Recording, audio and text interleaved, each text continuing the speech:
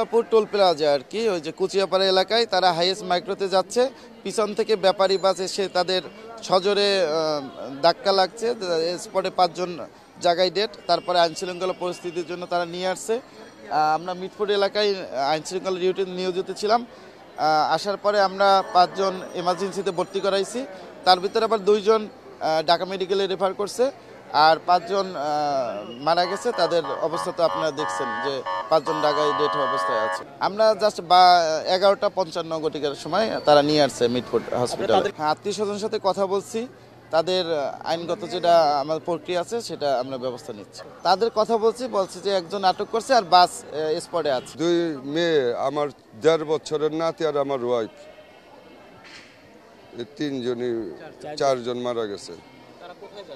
তারা যাইতেছিল, আমার বোন জামাই গেছে শুক্রবারে গোপালগঞ্জ, মারা গেছে গোপালগঞ্জ, ওই যে অনুষ্ঠানে যাইতেছিল আর কি, ওই যে আমার ছোট বোন জামাই ওই কিডনি রোগে মারা গেছে শুক্রবারে, এই যে গত শুক্রবারে আর এই শুক্রবারে এই যে অনুষ্ঠানে রওনা দিছিল গাড়ি নিয়ে। যে মারা গেছে আমার নাতি, মেয়ের ঘরের ছেলে আর কি। সংবাদটা পাইছি আমি ফোনের মাধ্যমেই, যে মেয়ে ফোন দিছে যে আব্বা আবদুল্লাহ নাই, আবদুল্লাহ এই অবস্থা, গাড়িতে অর্ধেক চাকার তলের পড়ে গেছে।